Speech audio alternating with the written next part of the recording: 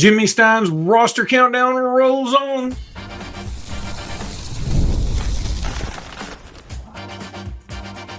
You are Locked On Bama, your daily podcast on the Alabama Crimson Tide. Part of the Locked On Podcast Network, your team every day. I'm Luke Robinson. That's Alabama internet legend Jimmy Stein, and this is Locked On Bama. Thank you for joining us and making this number one podcast network there is when it comes to Locked On. So we got a lot to talk about. A nice little honor for a certain tight end commitment for Alabama. We also have the softball team moving on up George Jefferson style to play LSU and the Super Regionals. Baseball gets started this week. Also going to talk about some recruits that maybe Alabama's a long shot for, but worth mentioning. But we'll start this time with the roster countdown, Jimmy's world famous roster countdown. Everybody knows about it. Everybody wants to hear who's at number 70? 79. Yeah. Yeah, not fun. It's fun whenever you get down from the 100 to the 90s to the 80s. Now we're at the 70s, which means we're only 79 days away from the start of fall camp. So it's getting here, folks. Bryson Cooley is who we're talking about today. We talked about two offensive linemen yesterday. Here's another member of the signing class. Look, he's here for the same reason as the guys yesterday, with a first-team offensive line that's sort of set, a second-team offensive line. I don't think any of those guys are going to fall down to the 3 line. So all of the freshman offensive linemen are set to, let's just call it redshirt. I know that term's about to go the way of the dodo bird, as they say, but what I really mean is we're just not going to see much of them this fall because their primary focus is going to be learning the offense and getting bigger, stronger. Now, that's a crazy thing to say about a Bryson Cooley who's going to show up plenty big and plenty strong. We didn't give Bryson Cooley enough TV time, let's call it, when he committed last. I can't remember when he committed, but it was in the middle of a busy news cycle. He flipped late from LSU to Alabama. This was sort of a casualty of LSU's changing coaches from Brian Kelly to Lane Kiffin. And I don't know that Kiffin didn't make him a priority. My feeling was he was just sort of locked in to the last staff at LSU. But he flipped. Alabama was a second choice initially. Once LSU made a coaching change, he sort of opened up things again, went back to that second choice, and just preferred Alabama to whatever was going on after LSU made their coaching change. And Bryson Cooley is higher rated per some services than any of the other offensive linemen in this class. He's from West Jones High School. That's in Laurel, Mississippi. We signed Byron Young out of there not too long ago. What was that, about 5-6 cycles ago? So he's the second kid from West Jones, Laurel, that we signed. And Byron Young turned out to be pretty good. As you know, I believe he's still playing in the NFL. I think he plays for the Eagles. But Bryson Cooley is as or more highly regarded or rated as Byron Young was 5 or 6 years ago. Tremendous big kid. One of the things he brings to the table that's invaluable is positional versatility. He's 6'6", so he's got the long arms so he can play tackle, but his skill set says guard. And Alabama played him at guard this spring. He was a true freshman on campus this spring, playing primarily guard. I'm not going to be surprised at all, Luke, if we don't see this kid at both guard and tackle in his 4 to 5 years at Alabama. Very talented kid, a guy that we probably won't see much of in the fall, but would be a candidate, I believe, to make a run at a starting spot as soon as next spring. This is a kid with that type of ceiling to where he could be an immediate starter, and I call a redshirt freshman or a second-year player an immediate starter as far as an offensive lineman goes, because as we know, they tend to take a little more time as opposed to some of the other position groups that can get on the field quickly. It's a bigger ask for these kids. Can you imagine being in high school one day and then the next day you're told, by the way, to keep our quarterback alive, you got to block Stephen Boomwa. I mean, it's a tough ask for a kid that just got done with his homecoming dance. So we'll see with Bryson Cooley, but this is a top. By the way, I think Rivals, which generally does the best job ranking kids, had him around 125 or 130. Like we talk about all the time here, a top 100 kid to me is elite. That's the word to describe a top 100 kid. He's just outside that, but well inside what we would call a blue chip prospect. So Cool to have him. Cool that we flipped It's him. Cooley to have him. It's like it. Coolio. Oof. I mean, you took it too far. I did. I did. I'm too lame to even invoke Coolio. By the way, he passed away. Huh? Did he pass? Coolio? Dead or alive? I go dead, but I'm not.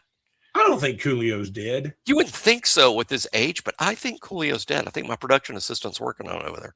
Coolio's not dead. Coolio. I'm feeling dead, which is Gangster Paradise was the big Coolio song. I don't know. I'm gonna have to look that up during the break. Weird Al yanked up. Well, my production assistant telling me he had passed away. He has passed away. September 28th, 2022, died in LA at a friend's home. Accidental overdose of fentanyl, heroin, and methamphetamine at age 59. Well, first of all, per my PA and Google assistant. Yeah. Accident. Okay, I'm not going to even. Hey, Weird Al did a parody of Gangster Paradise, Amish Paradise. Yeah, it was one of Weird Al's most well-known satire songs. What with the other? He had a White and Nerdy. He also had White instead of Riding Dirty, which was fantastic. Was Riding Dirty Coolio? No, Riding Dirty was like not Charlemagne, like what's it? Child Millionaire or something. I can't remember what his name is. But anyway, we're proving a lot of stuff here. So I did look it up. Bryson Cooley. Well, first of all, he committed to LSU on July 4th, 2025, which is interesting. Brian Kelly. Brian Kelly. Yeah, which is interesting because, all right, at the time, Kalen DeBoer was catching a lot of flack because we didn't have a lot of commitments. Remember, we were like in the 60s ranked wise. And you and I, the voices of reason, as per usual, were like, everybody chill out to like around the week of the 4th. And we got dude after dude after dude after dude that week. In fact, I was at the beach, like I always am on the 4th, and I kept doing the pod from the beach. We got Sedarian Morgan. I can't remember who else we got, but we got like 5 guys that week. And but that's one we didn't get. Right. We were thinking maybe there's a shot, but he ended up going to LSU's fine. Well, then he flipped to Alabama on December 5th. Wow. Yeah. So let's see. Let me make sure that's right. Yeah, December 5th. That's like signing day. It was right about literally signing day. And I think that's why because when I said he got lost in the shuffle, I don't remember talking a lot about the Bryson Cooley commitment when it happened. Obviously, we talked about it because we talk about everything here, but I don't remember giving that enough talk because that's a big deal. It's a flip from LSU. It's a guy, Brian Kelly was recruiting pretty well at LSU. Oh, he was a kid that it was a take for LSU under BK, and then he flips right around signing day. But boy, it's so easy to get lost in the shuffle when the big news happens on signing day because you're competing for news space with about 45 other things. Well, yeah, and if I remember right, he also didn't do it. Like if he had done it at 7 a.m, that probably would have led some things. Yeah. But I think he did it like right amongst a whole bunch of other stuff, which probably just people glossed over it. But like you said, and that's why here's another one that I don't know who I'd put here, but I don't think I'd put him here. I think he's going to, let me say this. Next year, it's not going to shock me if he's in the 40s or low 50s versus 79. Oh, I agree. Because I think in year 2 for him, he's going to go from, he's probably a redshirt to this is a kid that might start in 2027. I mean, I think he would be a guy that would make a run at that. And as far as the rankings go, what you're talking about, I think one of my more controversial rankings is coming in tomorrow's show, where I'm taking a kid that was one of our most lowest ranked true freshmen coming in. But I think he's got a better chance to play this fall beyond what we'll see from these offensive linemen, who were all far more highly rated and more likely to become starters at Alabama than this kid. But this kid happens to be playing a position in a spot where, you know what, we might see this guy this fall, even though his rank is well below where you see Bryson Cooley, Jared Doty, Chris Booker, the guys we've talked about the last couple of days. Can I tell you something that's going to shock you? Shock me. Most lowest is probably redundant at best. Most lowest. And incorrect at worst. It's completely incorrect. That's fair. It's either the lowest or most low. It's fair. I was an English minor, not an English major. At Bama? Yeah. It's not really doing anything for selling English minorisms at Bama. No. But see, I know this because I picked up an English minor. She looked 19. Louis C.K. had a whole thing about that. He was like, I had a friend of mine that got caught with a minor. And everybody's like, ooh. He's like, no, not a minor, a minor. A guy who's in the mines. By the way, the UTEP miners. Yeah.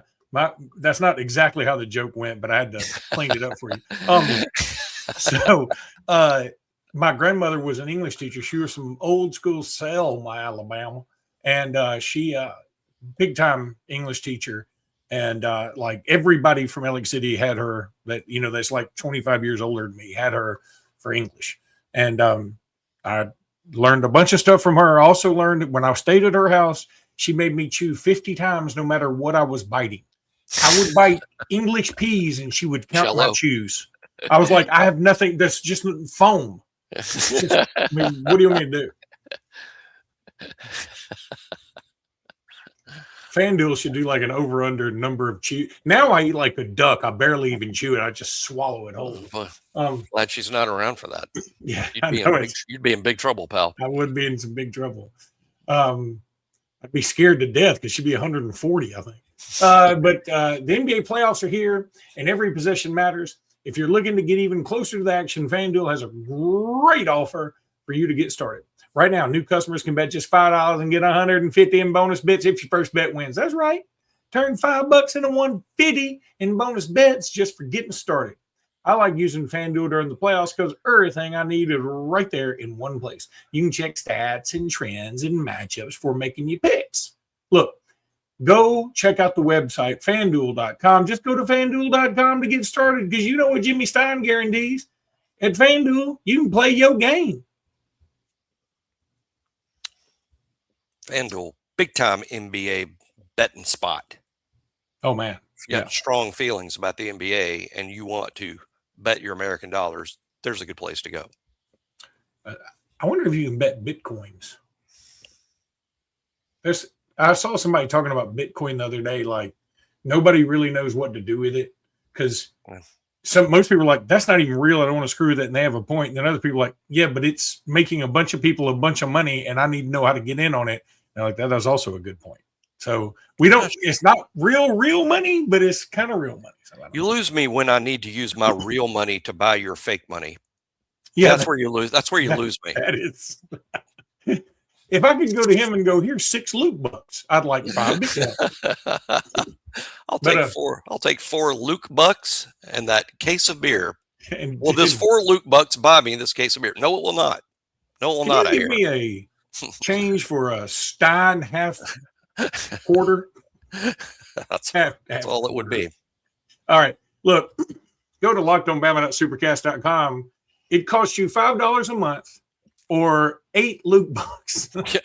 Sign up. That's 80 Luke bucks. $5 US, 80 Luke bucks. $50 for the year is really just go sign up. Look, the Locked On. The Locked On is awesome, but the Discord page is what's awesome. It's so much fun. We got Michael, Asian Jimmy Southern over there putting out gifts left. I do some film reviews over there. I've done a few this week. Gabriel Osborne, Osani Gales. I did a film review, kind of hey, I just watched the tape, and then I immediately go to Discord and say, hey, I just watched this. Is what I think of these guys. Well, that's what you want. So you need to go check it out. Big shout out to Alabama commit Colt Lumpris, who we really want to keep in this class. I mean, he's being pulled in several directions, but he finished as the one-on-one champion at JJets Flight School, whatever the hell that is. But it sounds cool. Sounds like a big deal. It seems like a big deal. Yeah, One thing I about wonder how Colt many Lumpress loot bucks he got for it. proving that we're not sour homers to the core or sour grapes guys or anything like that. Look, at one point, Colt Lumpris commits to Alabama. Then Alabama hires a new tight ends coach that he had never spoken to, and this is going to be his coach. So I get this. This is what we all need to get. Alabama hired that he had no relationship, did not know this guy, and he comes from an offensive line background. And Colt Lumpris is basically a pass receiving type tight end first. I mean, he's obviously going to grow and learn to become a line of scrimmage guy. But the guy we hired is an offensive line coach, just coming out of being the OL coach at Louisville. So Colt Lumpris put the brakes on. Yeah, I'm committed, but whoa. Starts talking to other schools. During this period of time, I felt, or the feeling was, okay, Colt Lumpris probably slipping away. This may not work out between Alabama and him. He may be done. You know what I was doing? I was still talking the kid up because I think he's a great prospect, whether he ended up at Alabama or not. I'm happy to talk about other kids that I think are great, whether they're coming to Alabama or not. I love Colt Lumpris from the start. I think he is an A-plus pass receiver for the position. Now, big question about physicality. How is he going to do when we're like, okay, you're going to have to learn how to block guys like Yanze Pierre? I mean, that's a huge ask for a high school wide receiver, which is basically what this guy is. But there is some physicality on his tape. His frame is fantastic. I think he could be a monster. I think this is the most O.J. Howard looking kid we've signed. I mean, in terms of skill set. And OJ took him a while as a blocker. I don't think OJ was a good blocker until he was maybe junior, definitely senior year. He became a good enough blocker to end up being a first-round pick in the draft. But Colt Lumpris reminds me of OJ Howard as a pass receiver. So I hope this works out. He's scheduled to come May 29th, the first official visit weekend, scheduled to be here. This is big to kind of lock this down. Again, his relationship with Richard Owens is new to him, and we got to sell him on, hey, we want you as a tight end, but you're obviously, we're going to put some major emphasis on getting that position blocked. You won't be just an H. You're going to be a Y as well at some point. So we got to work on that. But, man, I think Colt Lumpris, without looking at the other, I would call him a top 10 tight end nationally. And I don't think that's far off from where he's ranked, at least by one or two services right now. ESPN has him in the top 300, and they are pretty stingy with their Alabama commits. So I think that's very nice. All I need is one service to agree with me, and I'm like, see, I'm good here. And I think he's going to end up being a universal 4-star type guy. Yeah. I believe that's how he'll end the cycle. And the J&J thing, whatever that means, that helps kids rise in the rankings. That's a credible, objective reason to push the guy up. So when these rankings are reevaluated, I think you'll see him moving up because of things like that. So let's go ahead and talk really quickly. We'll talk about recruits Alabama's probably a long shot for coming in a couple of weekends on the next segment. But so we can sneak it in. Let's talk softball because they do advance. They do so in pretty doggone impressive fashion. Did they give up a run? They did not give up a run. In the whole regional. I mean, and look, LSU's good, but Alabama's looking strong, man. And again, Pat Murphy, as per usual, fantastic ambassador for the university. I got to get him on the show. I got his phone number in Wisconsin a couple of years ago. Said I'm going to get him on, and we just hadn't got him on, and we need to get him on. We just got to do it. 21 straight NCAA regionals. And I know people, now Alabama fans, the most spoiled softball fans on planet Earth. Of course they are, because we're the only program that's done that. We're the only program that's done it ever. 21 straight regionals and heading to a super regional again. This is the most one of the most consistent programs in the country in any sport in terms of the consistency of winning at a high level and getting to this round of super regionals year after year after year after year, being one of the top 16 teams. Some people, the critics say, yeah, but how often have you won it all? I'm disappointed in that too. I bet Pat Murphy's disappointed in that. How many times, though, has Alabama gone into Omaha where people are saying, this is clearly the best team? I don't know that that's ever happened because I don't know that Alabama's ever been clearly the number one team. But there's a major value in all the ways being one of the 16 best, and in most cases, one of the 8 best. This year, Alabama does have, I think, a real chance to get to Oklahoma City and win some games. Win them all? I don't know. Boy, that it's going to be a field, Luke, where the number is like I watched the Preakness yesterday. They were saying it was great Preakness because there wasn't an overwhelming favorite. Any of the horses could win. That's how I feel about Oklahoma City. Any of the 8 teams that are there could end up winning this thing. It's wide open amongst whatever 8 land there. Tell me if I'm talking out of school here. And Nick Saban will win this award just because of the sport he coaches and because of how incredibly he was so dominant. And I mean, nationally. But Pat Murphy may be the most consistent coach we've ever had. Yeah, I think that's. I think it's extremely consistently successful. College World Series over 50% of his seasons. Wins the regional 21 years in a row. Not just getting there, winning it 21 in a row. The numbers are just outrageous. Staggering. And it's not because Alabama has all these advantages. The only advantages Alabama has is Pat Murphy. That's the advantage Alabama has. Like Oklahoma, who I'll be the first to admit, Oklahoma's a better softball program than Alabama. They've got won more national championships. They also have a booster that puts softball first, and he loves truck stops. They have a billionaire booster that loves softball. And I'm not saying that makes it easy for Oklahoma. I'm not diminishing what Oklahoma has achieved or overdoing what they get from that guy. I'm just saying Alabama just isn't blessed with that, like Oklahoma is, to have a literal billionaire booster that cares a lot about softball. The Texas Tech guy, Cody Campbell, he's married to a former Texas Tech softball player and did things like buy $1 million pitcher. Alabama doesn't have that, yet they achieve as much as these other programs that have a ridiculous amount of money to spend on softball.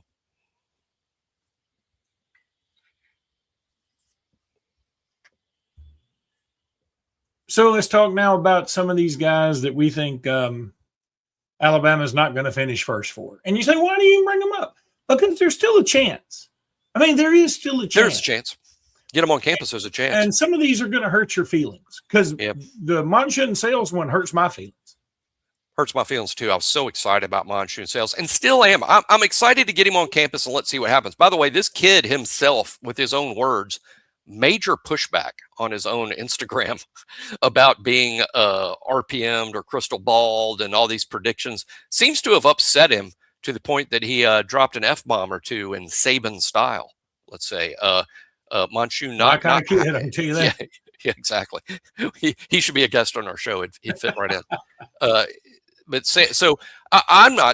don't put the chances at Alabama of getting Sales at 0. I just will admit I am far less optimistic about Monshun Sales today than I was, let's say, a month or 2 ago. And frankly, I'm upset with myself for not seeing this coming in terms of like, hey, look, this guy's not just the number 1 wide receiver in the country. I think people see him like the NFL sees Jeremiah Smith in next year's draft, where the NFL is going to go, we need a quarterback, but are we really going to pass on this gold jacket wide receiver? Are we going to pass on the gold jacket because we need a quarterback? And probably most teams will. But the point is, and I'm serious, I think college scouts are going to look at Monshun Sales in the same light that NFL scouts look at Jeremiah Smith. And what does that mean? That means dollars out the yin-yang. That means a number 1 receiver who may cost more than like the number 6 and number 8 wide receiver combined. What is the ratio of Luke Bucks to yin yang dollars? I'm sorry. Oh, that's great. It's a great question. I don't know that economists have the right answer for that. I know I've already seen it like in my head. Michael, Asian Jimmy Southern, like here we go. Got a picture of me on some kind of dollar bill.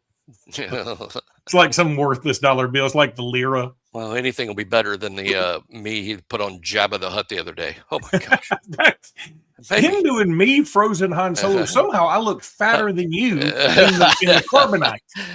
I don't know. Me as Jabba. I mean, the thing that just struck me about it is like, oh no, this looks like this is Like Jimmy after 10 Miller Lights. This was too close to home. That's what that was. So who else is coming besides Monshun Sales that we ain't getting, Jimmy? John Meredith. I don't know if he's going to come or not. The number one athlete. Sure feels like a Texas A&M thing. He's scheduled to visit May 29th at one point. I don't know that it's going to happen. If it does, I don't really like our chances here. That's okay. It's okay. Alabama's in good shape for some other fascinating corners. Hayden Stepp, Gabriel Osborne, who I like. Don't tell Hayden Stepp, even more than Stepp. I mean, I think Gabriel Osborne, I said this the other day. I'm just saying it like I mean it. This sounds like sour grapes.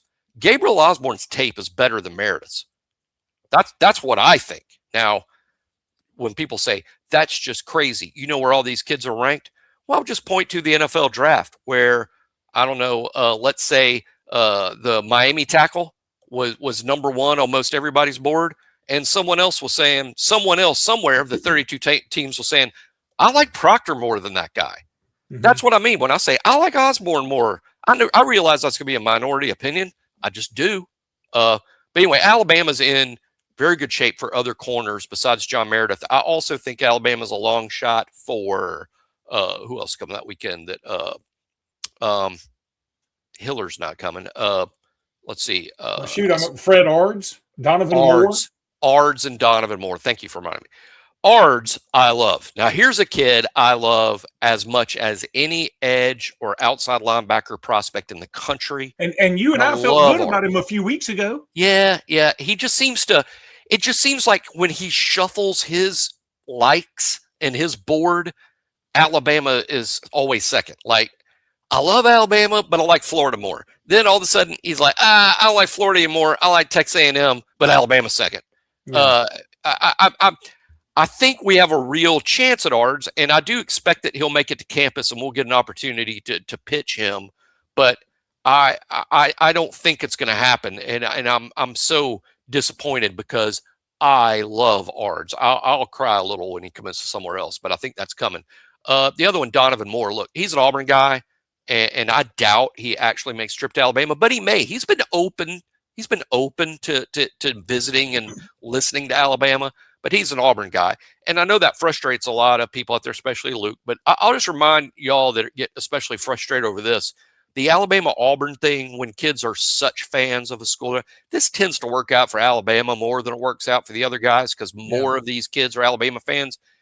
2028, we're a year away from fretting about that group. It could be that the top two prospects in the state are both offensive linemen from Huntsville, Joey Fleming and Samuel Bailey. They love Alabama. They are both huge Alabama fans. So as much as like this Donovan Moore thing may not work out, a position of need, good player, good prospect, he's going to be great at Auburn. I'm sure he is. We're going to be in sort of that same boat, I believe, a year from now with Joey Fleming and Samuel Bailey.